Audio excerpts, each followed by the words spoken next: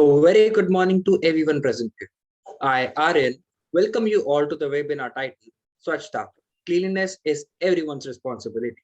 Without any further delays, I would like to welcome Professor Muktikant Shukla. Professor Shukla is from Department of Statistics and also happens to be the convener of Swachhta Action Plan Committee. Over to you, Professor. Good morning to one and all. Respected Principal Madam, dear colleagues, and my dear students. On behalf of Swachhta Action Plan Committee, Sri Venkateswara College,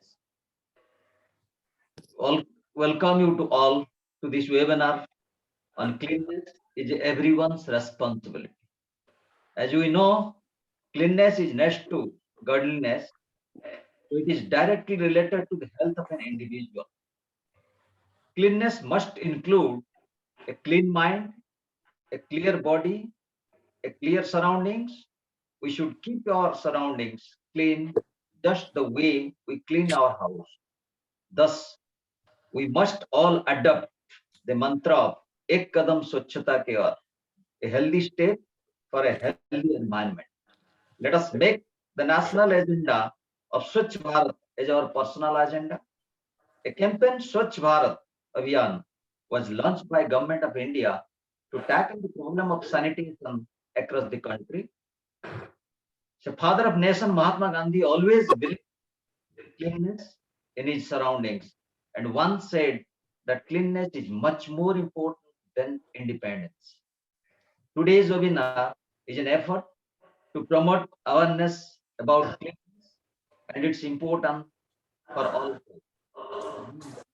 Cleanliness is not a project but a practice.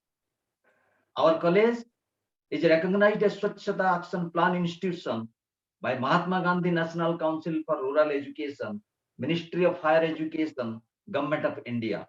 By keeping in mind the concept of Swachhta, we have constituted this committee to work towards sanitation and hygiene, waste management, water management, energy management, and greenery.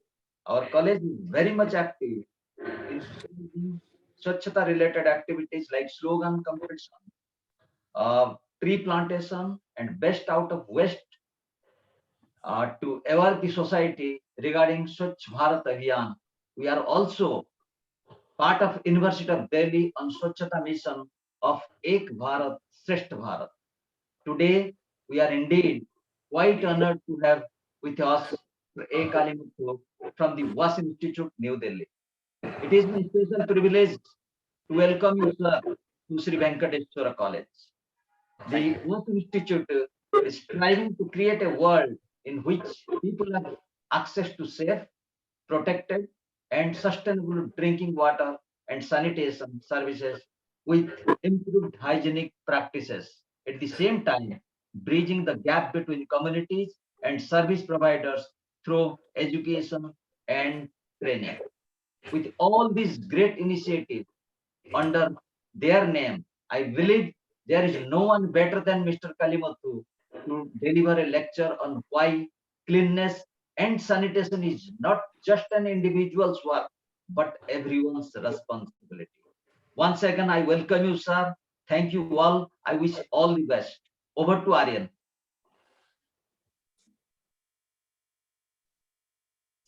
Thank you so much, sir, for your beautiful introduction to today's event.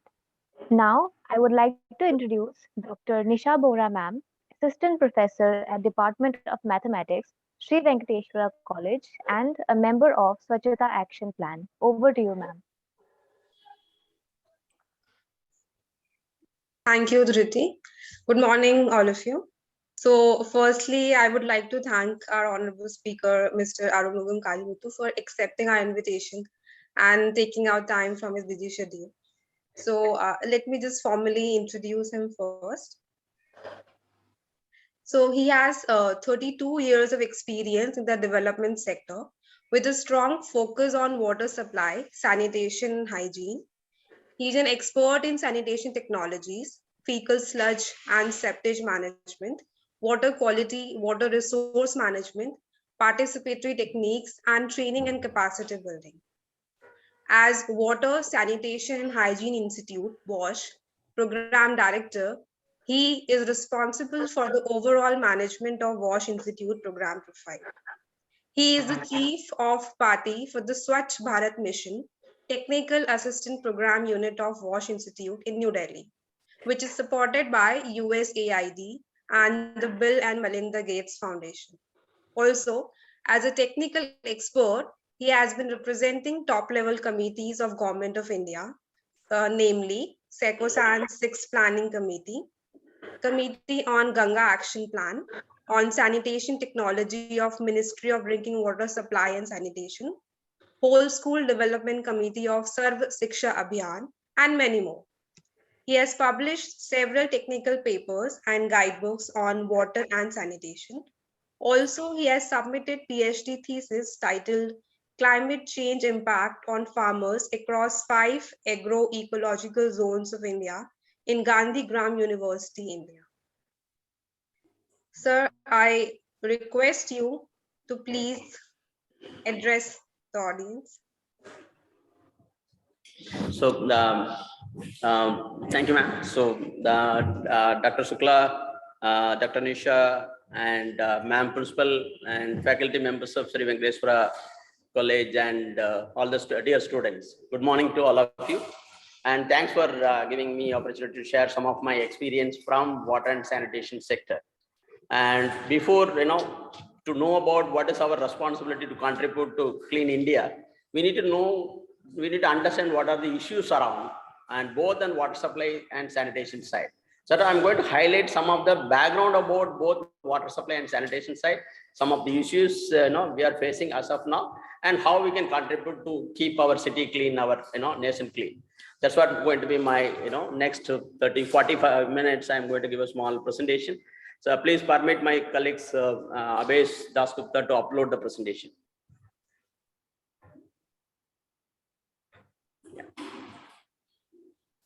Yeah. Next slide, please. Yeah. So the next my presentation going to be covered. These are the key topics: water supply, harvesting and recharge and reuse, the water quality issues what we are facing across the country. So liquid waste management, solid waste management, key hygiene messages around how we can keep ourselves clean and maybe keep our city clean, and how we can achieve Swachhata campus, Swachhata city, and Swachhata in our country. That's how. So my presentation going to be. Yeah. Next slide. Yeah. So we all know that, right? So water supply. So this is all you might have studied, various, subject about the hydrological cycle or water cycle.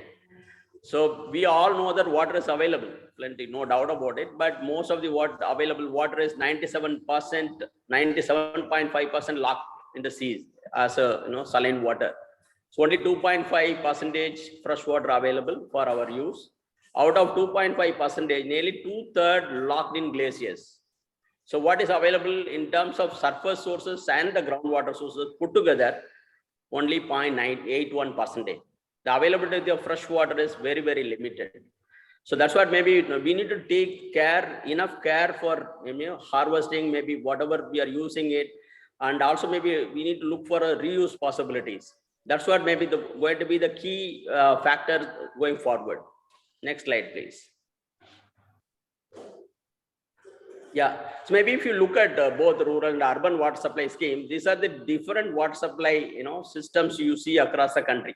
Maybe the topmost picture you see, the people extract water from make a small pothole, even close to seashore or maybe along the river bank, so to extract water for drinking purposes. You must be knowing that there are places still, maybe if you go to Ramnad district in Tamil Nadu or maybe some part of Rajasthan, your rainfall is very low and maybe availability of drinking water is always scarce. So where people even to fill 20 liters of fresh water, they wait for 20 to 30 minutes time. That is a reality. Then maybe the next option is open well. So maybe when there are places where the fresh water available at shallow depth of 20 feet or 30 feet, we use open well to extract water. Then maybe when the water level goes down, maybe below 20 feet, then we get into shallow hand pump. So that's the next picture where we lift water up to 40 feet. In case the water level below 40 feet, then you go for deep hand pump. That is India Mark II hand pump. So it can withdraw water up to 100 feet deep. There are hilly regions like, the hilly regions, people go for spring-based drinking water supply scheme. Then so there is another scheme called mini water tank. Maybe you have a centralized water tank where we fill water, the committee members come and collect. Then the rainwater harvesting. Now the government under the National Jal Jeevan Mission focusing, reaching out each and every household. We want to achieve by 2024 each and every household across the country access to tap water connection. That's what maybe extracting water from surface sources or groundwater sources and lifting water to the overhead tank. From there, maybe ensuring the distribution system is perfect and finally reaches to each and every household. These are the various, water supply systems exist across the country. Next slide, please. So the usage part, if you see, maybe the major part is the drink. So there are the fresh water used for 3 different purposes: agriculture, industry, and domestic. Almost 80 to 90% of fresh water used for agriculture purposes. Remaining around 6% is used for industry. So only 4% for domestic consumption. So domestic consumption includes all these factors: drinking, bathing, using for toilet, and washing vegetables, for cooking. Yeah, so bathroom, other uses, and maybe we use for gardening, we use for cleaning our house, we use for cleaning our cars. But we should know that whether it is, are you allowed to do, there are certain basic areas we can use for treated drinking water. So using a treated drinking water cleaning of floors or cleaning of cars, is it right? That's what we need to think about. If you see the next diagram, next slide, please. Yeah, see, you must be knowing that you are opening your tap and you are getting water. But maybe before water touches your pot or vessels at your home, it passed through several stages. You take intake from a river or dam. So then you go for the water pass through the screening process, aeration process, then we have sedimentation process, then coagulation and flocculation, then finally we pass through the filtration, then we treat them under disinfection, then finally come to your city storage tank. From there distributed to the small mini water tank. From there it get into the distribution line, finally reaches to your house. So there is a production part. There are a lot of steps involved. There are many people involved in the treatment of water. Finally, the treated water reaching to your house. Now you think about, are you allowed to spend this treated water for using for unwanted uses? Like, why not we think about using the used water or treated wastewater can be used for gardening or can be used for toilet flushing and things like that. But as of now, everything we take it granted. Water is available because 24/7 we need water, but we are allowed to do anything with the treated water. But it's going forward, is not going to happen because availability of fresh water is going down. Definitely, that's what people say, that if at all there's going to be a 3rd world war, it's going to be for water. That's the everywhere we speak about. Our own scenario, what is the water availability in the country? Next slide, please. See, this is what maybe if you global scale, if you see that the water ground, if you put together all the people in the country and maybe in terms of available water sources in the country, if you divide number of people, the available quantum of water, fresh water, and number of people, then if it is above 1700 cubic meter per capita per annum, that means 17 lakhs liter per capita, then you are called, your country is safe, satisfactory level. If it is falls between 10 lakhs to 17 lakhs per capita per annum, it's called stress stage. Then if it go below 10 lakhs, it's called scarcity. Where are we now? See our water source department data, what it indicate. In the year 1955, our freshwater availability was 52 lakhs liters per capita per annum. This was the availability in 1955. 1995, it came down to 24 lakhs. 2000, it became 22 lakhs. What we are predicting, what was the expected prediction is that going forward 2025, 2030, we are going to be in the scarcity stage. Fresh water is no more available. How you are going to meet all our water demand? That's what we need to focus. Are we allowed to, most of the water, fresh water, leakage is the major problem. Leaking taps, leaking pipelines, and so unwanted use of treated wastewater, treated water, treated drinking water. So we need to avoid all those things. We need to focus around reuse of treated wastewater. That should come to our habit. As of now, which is not there. So we are no more, allowed to waste of any treated water in the country. Fresh water availability is very scarce. Now you see the picture. We WAS Institute, every year we come up with a cartoon calendar. One calendar depicts this one. See, earlier we used to take water from open well. So the water level was only 20 feet. Later, so the water level gone down. Then we switched over to the shallow pump up to 40 feet. Then we went to India Mark II, the 100 feet depth pump. Then we went to India Mark II deep well pump, that is went up to 180 feet. Now all the pumps has gone to the museum now, because most of the places your groundwater level is below 200, 300, 800, 1,000 feet. So that is a reality. So only all these pumps, the existing pumps, once we used that 20 years, 30 years back, we were using it. Now it is in the museum. Now is the only possibility is using a power pump. That's a reality. How long it's going to happen? So what is going to happen for your future generation? So fresh water going to be the major issue. So my request to all our students and friends, please make sure that don't waste your water available. Make sure that the leakage, address the leakage issues, and maybe reduce your intake or reduce your wasting of water any form. And make sure that all maybe secondary purposes like toilet flushing or maybe gardening. So treated wastewater can be used for those purposes. You need to think all those levels. Make sure that we are not wasting the treated water. That's what maybe we need to join hands to address this issue. Otherwise, we'll be facing trouble in the future. Next slide, please. That's what maybe demand versus supply. If you see that the demand versus 2007 and 2013, once again, because maybe what is it? 2030, we expect the nearly 94 billion liters going to be the supply gap going to be. Demand versus supply, if you see, there is going to be 94 billion liters. Where from the water going to come? Unless otherwise take care. So because we have a roof area, can we go for rainwater harvesting? Can we go for a recharging of groundwater? So all those elements we need to take care. Next slide, please. Yeah, that's what maybe. So one is about maybe can we harvest rainwater or roof water for drinking purposes, or can we go for existing open well for recharging? Borewell can be used as a recharging. The defunct borewell can be used. Defunct open well can be recharge purposes. We can go for percolation pit. Maybe all our college roof area or house roof area can be whatever the rainfall comes in, and maybe we can collect and recharge our groundwater, or we can use it for little small treatment, and we can use it for drinking purposes as well. So that's what we need to give a great importance for rainwater harvesting. Next slide, please.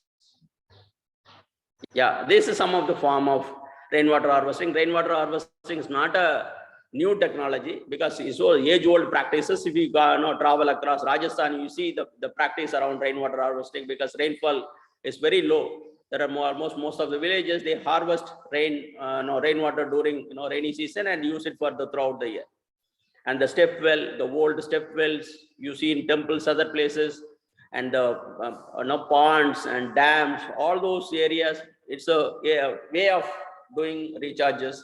And maybe in the roof area, diverting entire roof water for recharge purpose. Also, maybe there are a number of examples available within Delhi for you to visit and see and get exposed how we can do the groundwater recharging. Next slide, please. Yeah, so that's what you see the wastewater generation. So particularly for if you calculate class 1 and class 2 town, that is above 50,000 population. Nearly we have how much we are generating as a wastewater, 61,574 million liters daily. So we are generating as wastewater.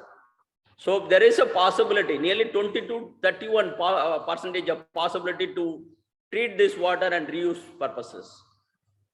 If you do that, so nearly maybe around the class 1, class 2 cities, nearly 10 lakhs liters of potential irrigation, lands available, agriculture lands available. We can use it for agriculture purposes, by which nearly 1.09 billion rupees can be saved per year by using the treated wastewater. Next slide, please. Yeah.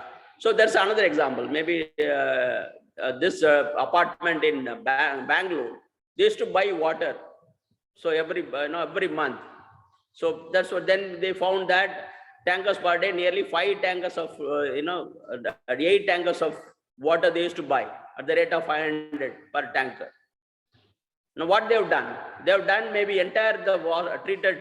So after utilization of your fresh water, maybe the bathroom, drinking and washing, and sorry, not drinking, the washing, your washing machines, bathing water, toilet water, everything. Then we have set up a excellent STP and it get treated. That again treated water they started reusing for gardening as well as for the flushing of toilet and other purposes. Now see the economics. They are treating around 60,000 liters per day. They are utilizing around 40,000 liters monthly. They save every day 4,000 rupees. So the money saved is nearly 1,20,000 rupees. But the operational expenditure per STP per month is only 1 lakh. So still they are saving money. So maybe if you start using, treated used water, you can save money and also you can prevent the utilization of fresh water. That's a critical element. Next slide, please. Water quality. It's not only that. So quality is going to be another area. So because you must be knowing that in the country, almost only 20% of the drinking water supply scheme depend on surface water sources, tapping water from Yamuna, Ganga, rivers like that. So majority of the cases we use groundwater. The moment you use groundwater, if you go deep in ground, you face number of problems. That's mainly for excess, chemical mineral in the ground. So that's what maybe if you name it, top 5 killer diseases are related to water and sanitation. So polio, diarrhea on an average 4,000 children die every day globally due to diarrhea. Malaria, cholera, skin diseases, fluorosis, excess fluoride in the water lead to fluorosis, scleral fluorosis, dental fluorosis, filaria, mosquito, wastewater stagnation and leading to filarious diseases. Likewise, most of the top killer diseases are related to water and sanitation. We should be careful, it's not only using the protected drinking water and also how you deal your wastewater. Are you safely disposing? That is the area you need to think about. Next slide. Yeah.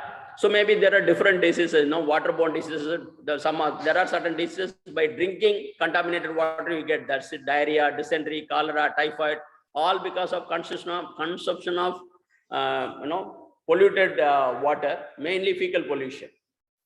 There are diseases you'll get it, lack of sufficient water to keep yourself clean. So particularly for water wash, that's called water wash disease, scabies, skin disease. These are all so related to you don't have sufficient water to keep yourself clean. So then you get these diseases.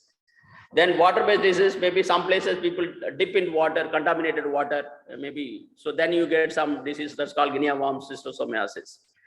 Then majority of the cases, water stagnation lead to mosquito breeding. Mosquito, so become a vector-based diseases, right? Malaria, dengue, yellow fever.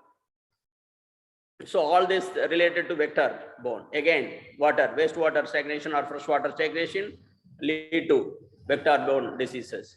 Then hookworm, roundworm, pinworm, because people defecate in open, you get soil-based diseases. Then, excess chemical or minerals below ground. If you go deep in ground, you get into trouble. Then you get a fluoride problem or arsenic problem. So excess nitrate lead to blue baby syndrome. Excess arsen, particularly for the 4 states in India, excess arsenic. So particular West Bengal. So maybe you see number of cases, arsenocosis cases in West Bengal, some part of West Bengal. So that's what you need to be careful whether you are whatever the water you are drinking, whether it's safe in all aspects. Water quality monitoring and surveillance is a critical element. Next slide, please. Yeah, so not only that, so the climate change is going to be another major impact. It's going to affect all the particular water and sanitation related area. The temperature rise, it's going to affect precipitation, that is rainfall and snowfall and everything, rise in sea level. rise in sea level, what will happen? Because people that salt water intrusion. So if the water start moving inland, majority of the drinking water source becomes saline. Then you have to look for a freshwater sources. So it's going to be a major climate change, going to be the another threat for water sanitation access. Next slide, please. Yeah, that's a temperature rise. So that's what maybe it's see, definitely the temperature is going high, no doubt about it. Next slide, please. IPCC, yeah. Even if you have, see, 0 to 1 degree increase in temperature, 2 to 5% decrease in wheat and maize production in India. Just 1 degree rise will lead to 2 to 5% decrease in wheat and maize production. 5 to 12%, so 2% increase. 2 degree increase, 5 to 12% decrease in rice production in China. How much we are going to lose by this? So the temperature rise, it's inevitable. How you cope with? So the temperature rise, then maybe evaporation loss, the water we are storing in the dam and pond, which we use for drinking purposes, the evaporation loss going to be high, right? Your water utilization going to be high, your drinking water needs going to be high, your agriculture utilization going to be high. Everywhere, demand for water going to be increased, whereas availability is decreasing. That's a reality. It's going to affect, right? Then maybe sea level rise. See some of the West Bengal, Sagar close to Sagar Island, already couple of island already submerged, and maybe the Goramara Island already government issued a notification to asking people to vacate the island. So sea level rise is happening. When sea level rises, then the saline water movement going to be in the inland. Then because of that, all your existing drinking water sources along the coastal belt going to be in excess salinity. Then again, demand for fresh water going to be high. People start moving inland.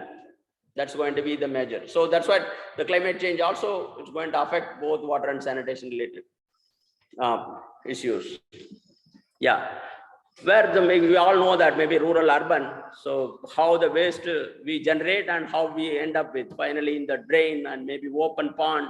So wherever space available, dump. We never bothered about where we are we slow, properly segregating the waste, properly ensuring that it is transported to the treatment plant. So most of the cases we never bothered. We throw the waste is going out my house, I'm happy. That's the attitude most of the cases. Next slide, please. So let us see about liquid waste. We all know that because if you take is a WHO data. So if you take 1 milligram of fecal matter, right? If you analyze, it contains 1 million bacteria, 10 million viruses, 1,000 parasites and 100 parasite eggs. Nearly 6% of the global community defecate in open. So and maybe the toilet, the excess, the water. So most of in particular for our country, nearly 60% of the people use on-site sanitation system like septic tank. Tank is not desealed. If it is not properly connected to the soakage pit, the wastewater, the black water will come out and pollute the environment. It will lead to health hazards.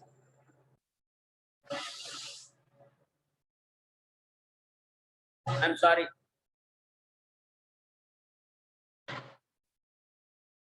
There is a train is passing, right? Yeah, so the black water. So that's what we need to address, black water, gray water, the bathroom water or washing machine or maybe, so all those things are gray water. We generate both black and gray water. We need to make sure that all the black water, gray water get treated properly. Then some extent we can also reuse the treated used water. Next slide, please. Yeah, this is a fecal oral transmission route. Make sure that all practices. So after using the toilet, are we washing our hands properly? Are we keeping our, the pet and flies? Are we keeping our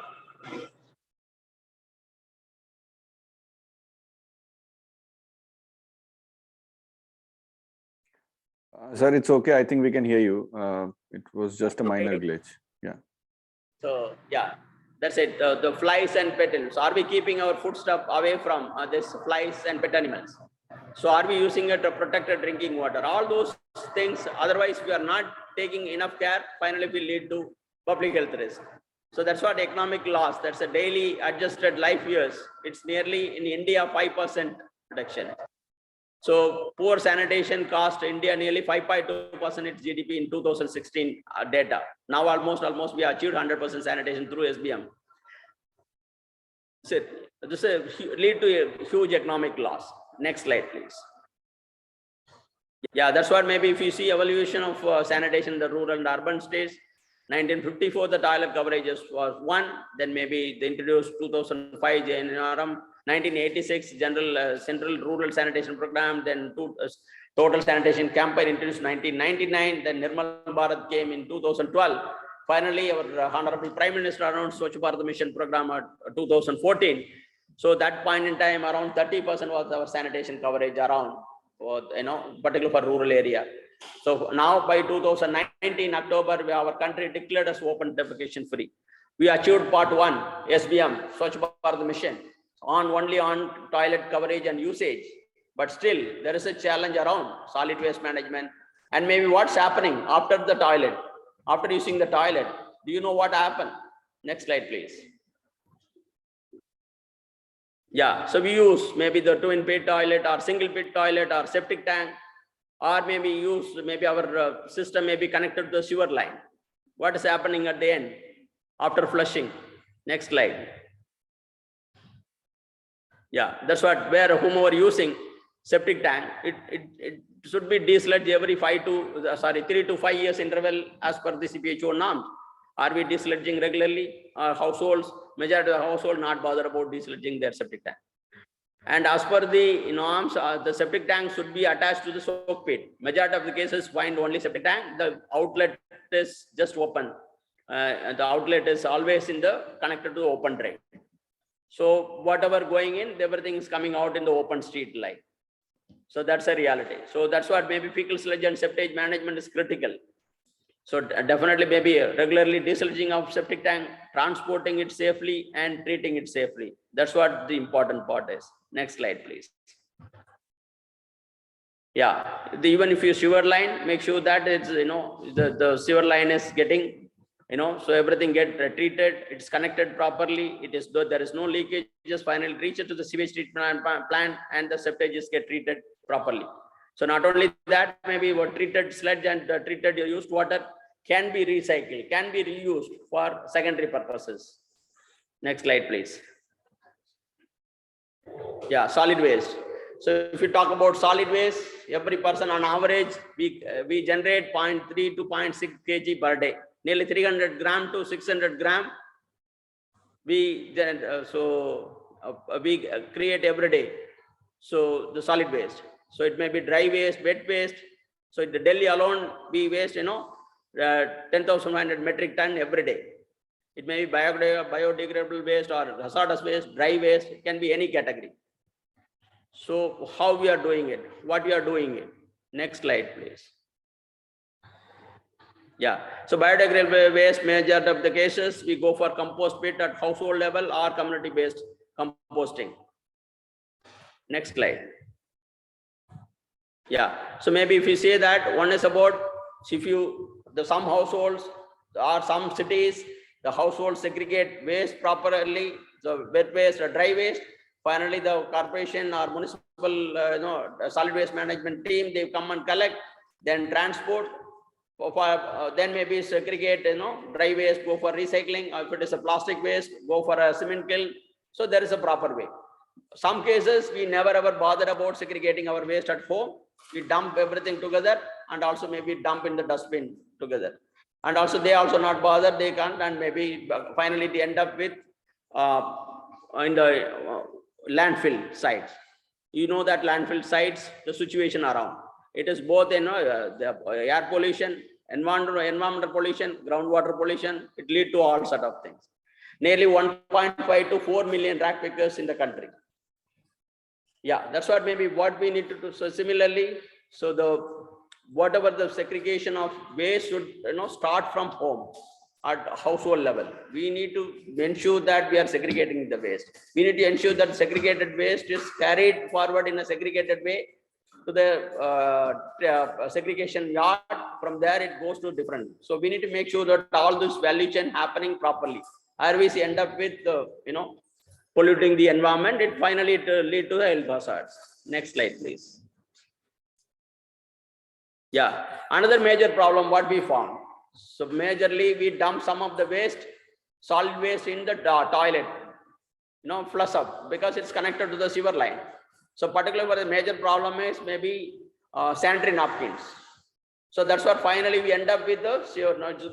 If you put it in a toilet to flush it, then what will happen? It blocks somewhere in the sewer line. Then sewer line gets blocked. That's what maybe overflow in the streets. Then we smells everywhere and maybe the health hazard, environmental pollution, everything. Then we have some of the sanitary workers, they have to get inside, they have to clean. So that's what maybe this is attitude. It's a practice. So are we allowed to throw the waste in the toilet?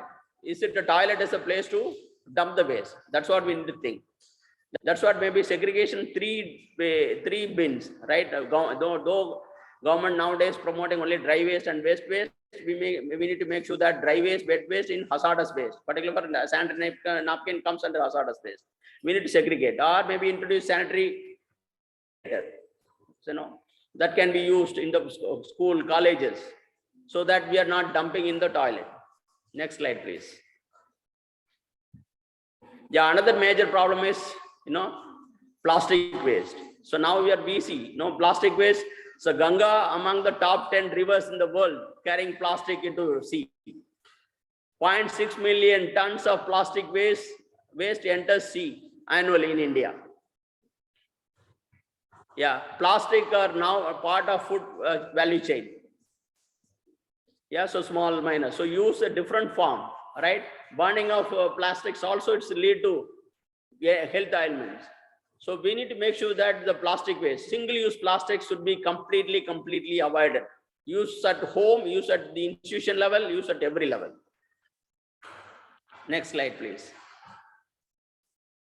Key hygiene messages. Yeah, key critical life-saving messages. So what we say that always use protected drinking water. Ensure that your drinking water get tested periodically, both for bacteriological as well as chemical side. And always the food or the drinking water should be kept above ground level, it's kept covered. So while carrying and transporting water, always the pot or vessel should be covered. Always use ladle or maybe the filtered water for drinking purposes. Don't put your hand inside while taking water. These are some of the key hygiene practices we need to follow. Next slide, please. Hand washing. Almost 48% of the diarrheal diseases can be controlled by proper hand washing. So we, because the two categories, the sanitation practices, if you classify entire global community, there are two groups. One is washers, one is wipers. Most of the Western countries where the cold climate, they don't use water for their bottom cleaning. They use paper, right? Whereas India and South Asia, we use our hand to clean our, after defecation. So that's what, after that, you should wash your hands. That's what already said 1 lakh, bacteria and viruses. So that's what you do not get into trouble. So 48% of the diarrheal cases can be simply avoided by proper hand washing. Yeah. So before taking any fruits and vegetable, it should be washed. Before cutting, it should be washed. So always foodstuffs should be above ground, and maybe when you buy meat, definitely make sure that it's boiled, well boiled, otherwise it lead to problem. Next slide. Yeah, solid waste, I already said that segregate the waste, 3 bins, dry waste, wet waste, and hazardous waste. Ensure that is getting collected regularly daily and getting transported regularly. Similarly, liquid waste, make sure that your wastewater, it's flowing, both the gray water and black water. Black water means the water comes out from the toilet. Gray water means the water comes out from kitchen, bathroom, getting connected to proper, sewer line, or maybe getting connected to, diverted to a proper treatment unit within the house or septic tank. The septic tank is desludged regularly. So all those elements you need to make sure. It's not only from household, you need to ensure at the institution level. Next slide, please. So hand washing already mentioned, it's a very critical. That's what we give more focus now. COVID has brought good hand washing practice across the globe. So yeah, hand washing, become routine now, but still it's a critical part. Next slide, please. Yeah, so single-use plastic. So we never know what sort of single-use plastic we are using it. The straw which you are using to drink a Coke or Fanta, whatever.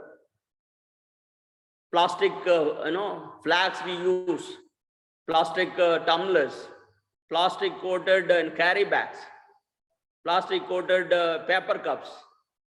So name it anything. So all those things can you avoid? So maybe we should have a clear, this posters came from Ramco Cements, right? In the factory they use the clear strict norms. We need to have practice at the house level, at the institution level. No one use single-use plastic.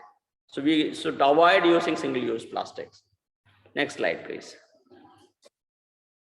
How to achieve status, right? So that's what maybe in our campus, our neighborhood, our city. So that's what water, fixing water losses, particularly for ensure that there is no tap is leaking. So yeah, and ensure that whatever the demand and quantum of water we use, are we using it excess? Are we using it efficiently? All those things measure you need to take.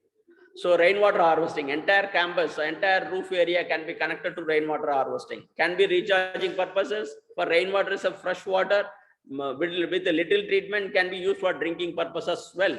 Maybe the college can think about going for 100% rainwater harvesting mode, and maybe regulating. So in order to monitor losses, we can fix sensors, right? What the quantum of water coming in, how much quantity using. So regular monitoring of water usage also critical. Encourage afforestation wherever possible, and to wherever you have greenery in the campus, go for reuse of treated wastewater. Your toilet water can be treated through your mini STP, and the treated water can be used for gardening purposes, flushing of your toilet. Liquid waste, that's what hygienic toilets, keep the gender friendly toilet. So go for in-house or maybe the institution based wastewater treatment plant, and maybe treated used water can be used for flushing and landscaping. Solid waste, ensure that waste segregation happening at 3-bin system, wet waste, dry waste, and the third one, yeah. So the wet waste, go for. Yeah, hazardous waste here. No, please go for it. Go. Yeah. Go for 3-pin systems, solid waste, dry waste, wet waste, hazardous waste. So make sure that waste is segregated at all level, and also make sure that the person collecting also doing the same way. And finally, it's ending up with the treatment system. And so, and maybe possible within the campus, you can promote wet waste management through promoting composting. Will lead to good practices, educating the children how they can practice at home as well. So yeah, single-use plastics should be banned at all level. Next slide, please. Behavior. That's what maybe we see that most of this, right? It's just our attitude, our behavior is a critical element. The same person, if you follow any individuals, if they go and behave, if they buy a tea or coffee in a airport, they know that it should be thrown only in the dustbin. The same person, if you buy a tea or coffee, they know that they can throw the cup there in the track. That's the attitude. It's more of behavior, right? That's what maybe our attitude, behavior is a critical element. To want to bring overall change in the system, overall change in our hygienic practices, overall in sanitary practices, it is primarily from our behavior, right? So that's what prevent solid waste littering everywhere, promote hand washing, make sure that all those norms, whatever we discussed so far on waterfront or sanitation, liquid waste management, solid waste management, used water management, all those things should be put in practice in our life, self-life. Not only we need to follow, we need to educate our parents and relatives, we need to follow in our campus, we need to follow in our neighborhood. Then only it spread across, maybe keeping our city clean and keeping our nation clean. So it is a behavior part. So that's what maybe very, very critical behavior, bringing behavior change is a critical element. And also maybe whomever the sanitation staff working in the campus, make sure that you train the sanitation workers in all aspects of water and sanitation, and ensure that sanitation workers, whenever they are involved in a sort of work like waste collection or maybe dealing fecal sludge and septage management. They use proper PPE, personal protection, protective equipments, so provide risk coverage for medical insurance and other necessary aspects, so that keep the sanitation worker, informed about the whole thing. That is a critical element.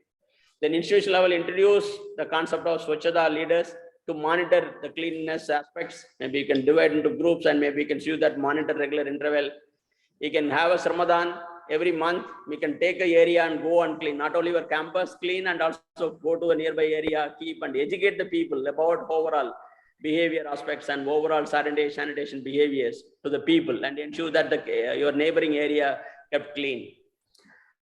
Use your social media and wall paintings to promote awareness across your community, your relatives, your friends, and your neighboring community. So also conduct periodic session on water and sanitation. These are some of the suggestions.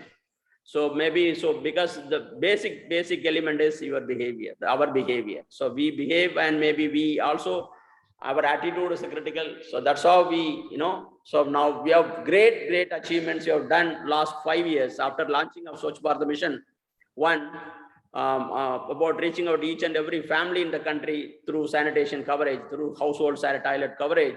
Now we have achieved October 19th, 2019, we achieved 100% sanitation. Now the government of India, they've introduced both ministries, Ministry of Housing and Urban Affairs, Ministry of Drinking Water and Sanitation, Jal Shakti Ministry and DWS, Drinking Water and Sanitation. They introduced SBM 2.0, that is focusing around solid waste management and liquid waste management. That is used water management. That's next 4 years going to be a lot of huge awareness campaign around, maybe motivating people adopting this, and maybe ensuring that so we keep our city clean. That's the motto going to be. So that's what solid waste management and liquid waste management is a critical element going forward. That's what maybe we all join hands with the government to achieve the results. Not only that, Government of India also, our Prime Minister's dream about reaching each and every household in the country by, household water supply connection, quality water supply, reliable water supply. So that is another area the government is focusing. We'll all, join hands to, to support our government to reach their vision mission set up under National Jal Jeevan Mission and also Swachh Bharat Mission 2.0. Thank you. Now Thank you, sir. That was indeed an insightful webinar. I believe that everyone increase their knowledge on this particular domain. We also have a few questions. It would be great, if you can answer them. Our first question is, so as you cited, there should be a separation of waste, that is solid waste, wet waste, and the hazardous ones. And that government is doing and promoting it as well. But I reside in Noida, and here just this promotion work is done. But as such, no separate collection of waste is done. In this case, even if we segregate our waste, it ultimately will end up getting mixed as there is no such separate collection. What could be done to resolve this? Yeah, so that's what maybe, that's what as I mentioned to Swachh Bharat Mission 1, last 5 years we are focusing on toilet coverage. The less important was, though there was the solid waste management was part of the mission, but now toilet coverage is done. Now the Government of India dedicatedly nearly 140,000 crores allocated to address solid and liquid waste management. There's going to be a lot of emphasis, lot of policy guidelines, advisories coming up. So, and also the Swachh Sarvekshan rating going to be based on how your city behave. Because Swachh Sarvekshan is rating of your cities in what category. Indore is number 1. You all know that. We are nearly 4,400 cities in our country. So Indore is number 1. So how they achieve the status, all the cities to move that direction. That's what now going forward, a lot of resources, a lot of support, advisories are coming from the ministry. Make sure that you will be also following it. And I'm sure that all the programs get implemented. So it get addressed. So definitely if you segregate, definitely you will be also going to do the similar way. I'm sure. So, and also maybe we can also join in the momentum and go and talk to them, and maybe why? Because we are segregating. So it is a responsibility. You will be also taking that sort of creating that awareness. So government is taking all steps to ensure that all the ULBs are following all the norms properly. Now I would like to invite Krishna Kumar sir to ask a question. Yeah, so my query is related to how our institution can connect with the SPM 2.0 program of the government, because different institutions are also undertaking these efforts at rainwater harvesting. So, Yeah. is there any coordinated mechanism by means of which the government can also help out and reach out to colleges? So that, because colleges, like how you have already told in the course of your interaction, the extent of management which can be done in the institutional spaces far more compared to that in the household spaces. And number two, I would also like you Sorry, sir. You are on mute, sir. Sorry, you are on mute. been created Your in second. any institutional spaces. Has forest patches been created in any institutional spaces in your knowledge? And number two, how do we address this issue of conscientization of wastewater managed, wastewater treated, use of wastewater treatment? Yeah. So these Yeah. two are also, yeah. Yes. Thank you. So So yeah. yeah, we enjoyed your lecture. Thank you, sir. So yeah, number one, definitely, because there are now the government is also thinking about not only the using the institution and also promoting set of the using the student power for promoting SBM 2.0. So there are a lot of program is getting planned. So definitely you'll also maybe I'll link with a couple of my colleagues working there in the ministry. So maybe we can, so already they were tied up with many of the ministries and the government and institution. Definitely Venkateswara College can also join in that loop and maybe can contribute and maybe in a coordinated way. That's point number one. Point number two, used water. Used water going to be the key critical focus in SBM 2.0, definitely, because each and every institution and so the aim is that at least maybe 50 to 60% the wastewater, the used water should be bring back us, for secondary use. That is a focus. So that's what maybe, so the institution can think about, because your quantum of water, what we are using it. So can we treat locally within the institution, and can this used water can be bring back? It's a small treatment unit. If you want, maybe we are happy to provide that technical input. Our office is just maybe 3 kilometers away from your institution. We can come and study and give you, so without any, so we can provide that support. So to plan your used water management. So you can That use it as used water that would for. be extremely useful for our college. That would be Absolutely, sir. extremely useful for our college, particularly because we are taking policy initiatives now in this particular regard. Yes, sir. We are happy to support on that. So we have a specialized people on the used water management. The technical people come and maybe help you out on designing, and maybe so it's not going to, because our office is just close by. We can visit and maybe give you our guidance. We are happy to do that. Thank you very much, sir, for this input, because we definitely will be grateful to you if you will help us. Thank you. Yeah. Okay, so we have another question from a participant, and the question is, sir, what methods should the general public take to increase groundwater level? Yeah.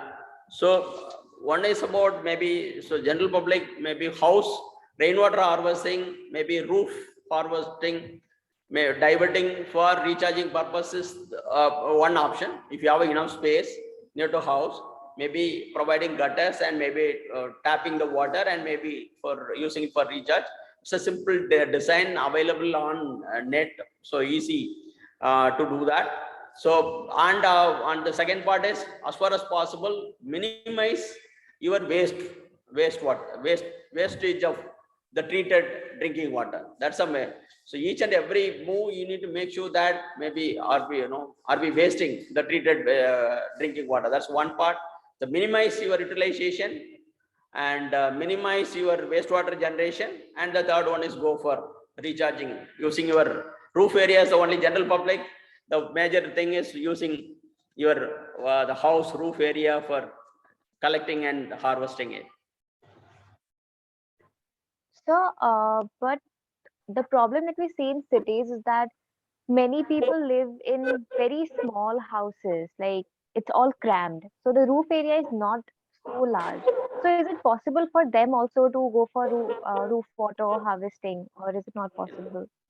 It's very challenging, right? It's vary from house to house. It's not possible for all the areas, because you need to have at least a little space for you to collect and harvest and divert the providing gutters and collecting and maybe diverting to the ground. So it's not possible all the houses. People particularly for living in slum and maybe 10 by 10 maybe thatched houses and all little challenging, but majority of the people started following, so it's a beneficial for everyone, right? So our next question is, how can we incentivize the process of segregation or composting, since we see that most households do not follow these practices despite being well aware of them?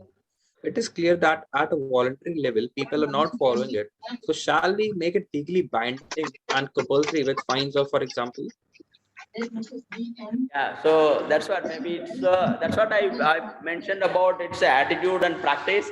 So maybe we know that you jump the signal, you have to pay fine, but threatening is not the way to promote certain good practices, right? It should be what is all you need to realize that I'm contributing, I'm helping to keep my own living environment clean, and also keeping our surrounding clean.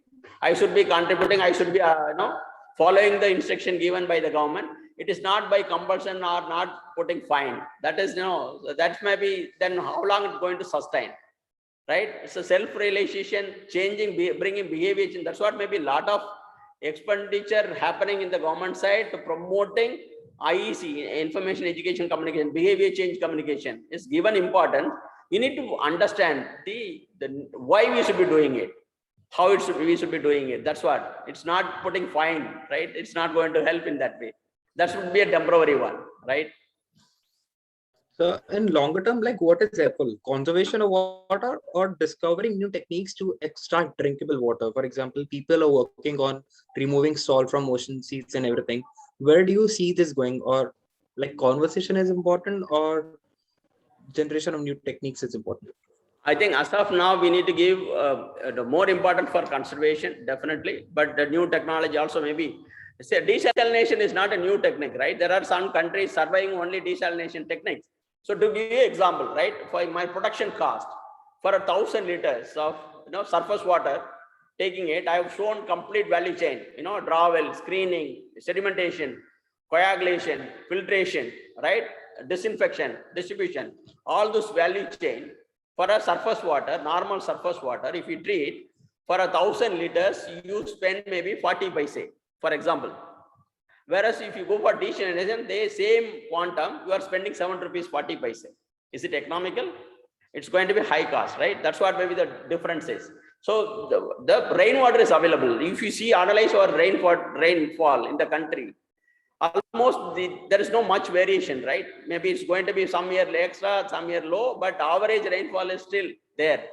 So that's what maybe the focus around harvesting, keeping our water body intact, whether urban or rural, and ensure that maximum possible we harvest rainwater so that it is free available anyway.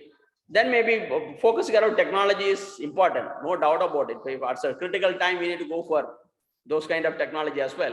But maybe the important or focus should be around conserving, harvesting should be first priority. So I have a question. So I have seen in my own village areas that people have easy access to the rivers. So basically they take their clothes and they wash there with all the detergent and everything. So is there any alternative, or like how to change their practices? Because since it is easily accessible, so they don't want to change the ways they wash their clothes or do everything. They are contaminating it directly. So how can it all change? Is there any alternative to that? Yeah, so that's what maybe, so providing, that's what maybe now rural sanitation complexes, now we started introducing bathing platform, washing platform, all those elements as well. And now, so that's what maybe it's a behavior change, right? Making them understand it's the perennial or maybe quality water, downstream people. So river is the one place you see all sort of practices, right? Maybe that's what. So we take it granted, right? We dump. So the river Ganges, we see most of our city waste is getting dumped, particularly for fecal sludge. I already mentioned about 60% of our people use on-site sanitation, that is septic tank. So if you see our nearly 4,400 plus towns in the country, only 1,400 plus STP. Most of these sewage treatment plants are concentrated in big towns, right? Majority small town, no facility. So even though you clean your septic tank, you call once the septic tank is full, you call the cesspool operator, they come and suck. So where they go? There is no treatment plant, they have to dump somewhere. Most of the cases, they dump in the water bodies. That's a major pollution, right? Likewise, it's also a behavior change. Communication should be, we need to carry and intensively to make people understand, because polluting water, so then we spend a lot of money on treating, right? First place you pollute water, then spend a lot of money for treating the same water, right? Why we should be doing that? So that's what maybe it's a creation of awareness, creation of behavior change is a critical part, and providing appropriate supports infrastructure as well, to because you want to they should not follow, they should not dip in the water and say should wash outside the tank. Then you need to make a provision around that, right? So that's what maybe the infrastructure support also should go hand in hand. Yes, sir. We have another question with us. That is, according to CPCB, 70% of sewage generated in urban India is not treated. Do you feel this is biggest threat, and how can we overcome from this issue in unplanned cities? Yeah, so excellent question, definitely, because that's what all are working around that issue, fecal sludge and septage management. So it's true, 70% of the treated waste is without any treatment getting into water bodies. That's true. That's what now the mission next 4 years going to be addressing that issue. Used water management, that is including both black water, that is sewage water, as well as the gray water. And so there's going to be a number of STP and FSTPs and interception and diversion and connecting to existing STP. There are a number of actions and money allocation is happening now, and hope by end of this SBM 2.0 mission, most of the cities will be adopting proper fecal sludge septage treatment, or STP sewage treatment plant with co-treatment facility, or STP with interception diversion trench. So diversion option, all those going to happen in the coming years.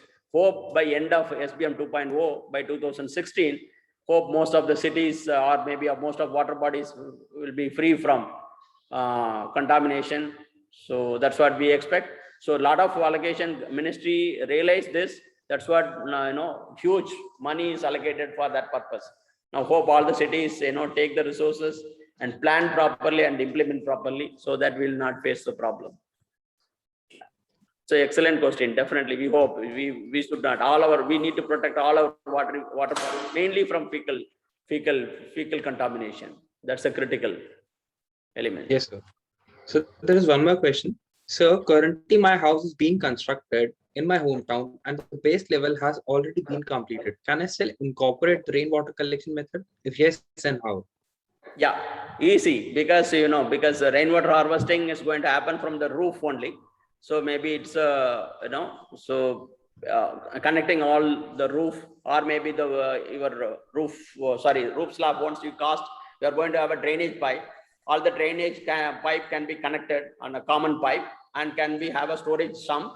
And again, the two purposes, whether you want to go for use that water for drinking purposes, then maybe way of the construction sump is different, or you want to go for groundwater recharge, the design is different.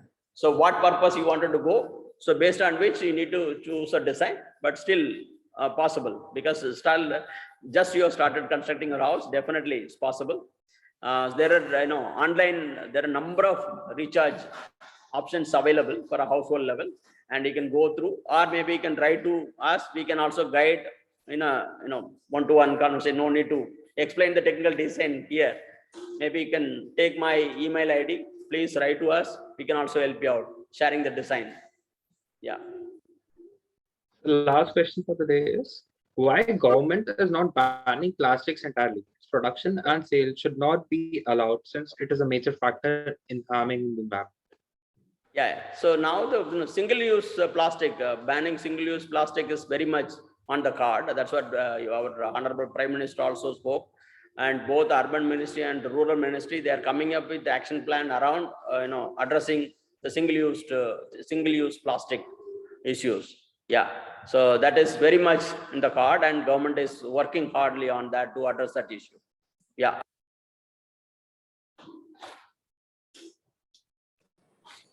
Thank you so much, sir. We're done with the questions now. Now I would like to introduce Dr. Robin Suyesh, sir, Assistant Professor at Department of Environmental Sciences and the coordinator of this event. Sir, over to you.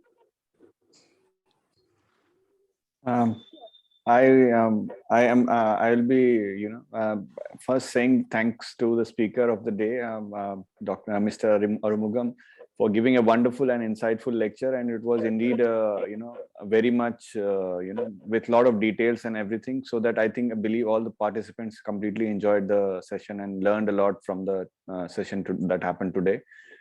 And then I would like to thank Professor Muktikant Shukla and our principal for making this event happen.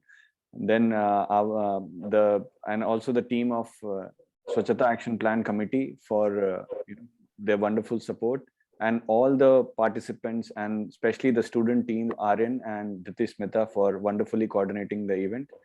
Thank you, everyone, and hope to see everyone again for for the next session and everything. And yeah, so over to you. So thank you, sir, because my email ID is available with Dr. Nisha, and also already I've shared my presentation with her. If anyone interested, please take the presentation. Please, if you need any set of technical assistance, feel free. We are a NGO. We are here to bring positive changes in the country.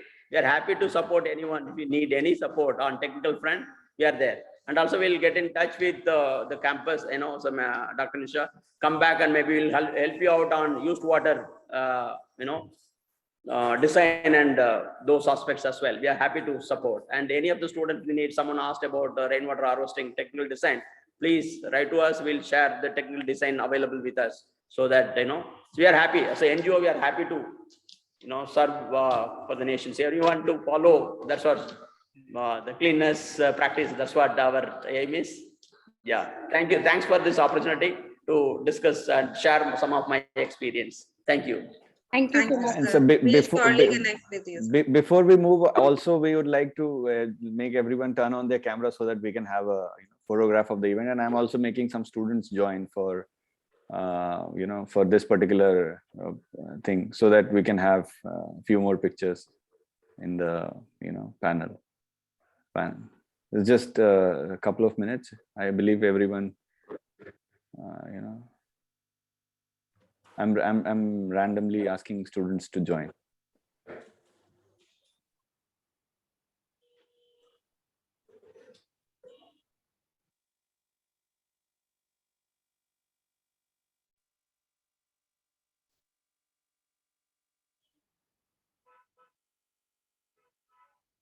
If you remove spotlight, maybe everyone can be in the main screen. Yeah. Please. Yeah, thanks. I will also ask other panelists also to try and make other people join, so that we can have more for the photograph. I can't transfer anybody. Okay. Okay, maybe a few of them. Like I think you're the panelist, and maybe the co-host can do it. Like the co-host can do it. So only the co-host can do it. Yeah. Nisha, you can, I think, make. Yeah, there are some students who have joined now. I think whoever accepted.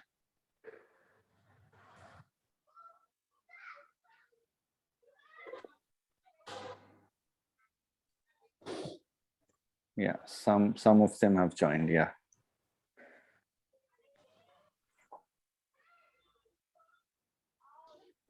Srinivasan sir, please turn on your camera.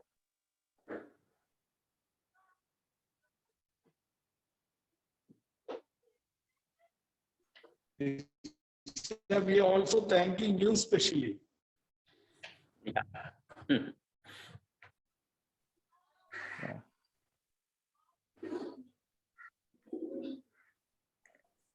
Okay, I think we got the picture. Yeah.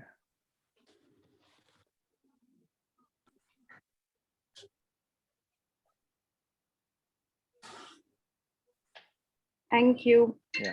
Okay, Thank thank you. you very much to all of my committee members and to all the students.